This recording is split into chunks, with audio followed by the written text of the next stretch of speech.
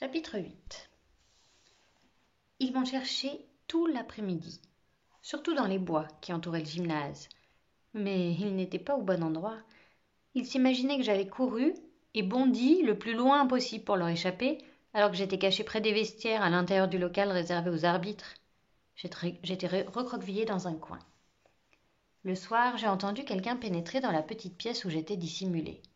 Des claquements secs, métalliques, ont retenti et j'ai compris qu'on actionnait les boutons de l'armoire électrique.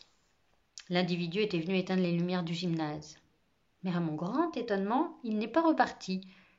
Il s'est assis sur l'unique chaise du local, la tête entre les bras. Je l'entendais soupirer et pleurer.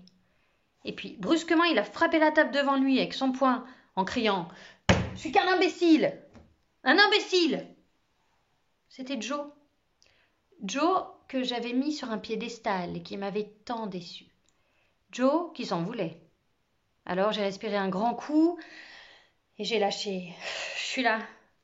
Il s'est retourné. Langourou ? Oui. Je l'ai vu sécher ses larmes, il s'est levé et s'est assis par terre à côté de moi. Pardonne-moi, a-t-il dit. J'ai été en dessous de tout. J'ai été tellement obnubilée par ce match. J'ai pas vu venir les choses. Je lui ai lancé. Cette histoire de porte-bouteille, c'était cruel. Oui, je le sais. Je n'aurais jamais pensé qu'il puisse avoir une idée pareille.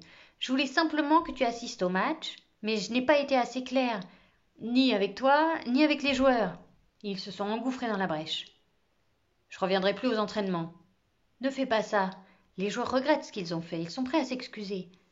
Ce ne sont pas eux qui m'ont fait le plus mal. Il y a eu un grand silence. Joe a lâché. Je sais ce que tu ressens. Non. Vous ne le savez pas. Sinon, vous m'auriez mieux défendu. De nouveau le silence. Langourou, j'ai perdu mon père quand j'avais ton âge. Il m'a tellement manqué que je l'ai cherché chez d'autres hommes, alors je sais ce que tu éprouves. Cette fois, c'est moi qui ai commencé à pleurer. J'ai crié. Vous n'aviez pas le droit de me faire ça. Il s'est levé et a voulu me prendre dans ses bras, mais je l'ai frappé en tambourinant sur son torse, un peu comme les kangourous. Il n'a pas cherché à éviter les coups. Quand je me suis arrêtée, il a posé sa main sur ma tête, comme pour me protéger. Je ne t'abandonnerai plus, m'a-t-il confié. Je te le promets. Il a tenu sa promesse et m'a entraînée chaque semaine. Les joueurs qui m'avaient humiliée se sont excusés et ont promis qu'ils ne recommenceraient plus. Un jour, Joe a demandé à la directrice si je pouvais rester chez lui après un entraînement. Elle a accepté. Il m'a accueillie dans sa maison pour dîner. J'ai fait la connaissance de sa femme et de sa fillette. J'ai dormi dans la chambre d'amis. Je n'oublierai jamais cette première nuit hors du centre, cette chambre aux magnifiques posters et ces superbes chaussures de sport qu'il m'a offertes. Il m'a montré ses photos d'enfance quand il commençait à jouer au basket. J'ai été touchée par celle où son père se tenait près de lui, son bras entourant ses épaules. Il avait 10 ans. Il paraissait heureux.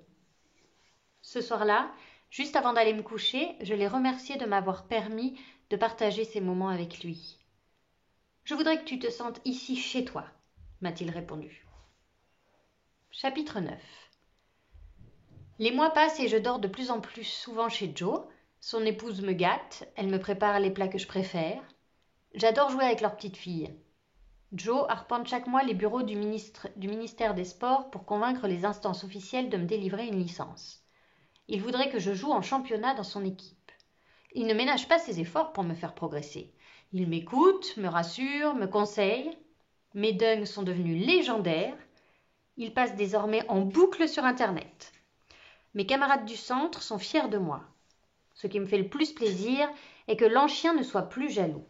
Au contraire, il a compris où est mon bonheur et espère de tout cœur que je réussirai mon parcours. Mais je sais qu'il faudra du temps avant que les humains m'acceptent dans leur compétition. Ils estiment que j'ai des capacités physiques anormalement supérieures aux leurs et que par conséquent ils sont désavantagés. Soyons patients, m'a prévenu Joe. Beaucoup de gens sont de notre côté. Tôt ou tard, la loi évoluera. C'est vrai, les mentalités changent. Aujourd'hui, par exemple, je vais obtenir une licence sportive qui me permettra de devenir un membre comme les autres du club de Joe. C'est une première. Comment veux-tu t'appeler ? me demande la femme qui s'occupe de mon enregistrement. Je réponds Langourou. Tu as le droit de choisir un prénom humain. J'ai aussi le droit d'être fière de mes origines. Elle lève les sourcils, étonnée. Et pour le nom de famille? Montreux, comme Joe Montreux. Joe Montreux, l'entraîneur qui t'a conduit ici? Oui, mon père. Et voilà.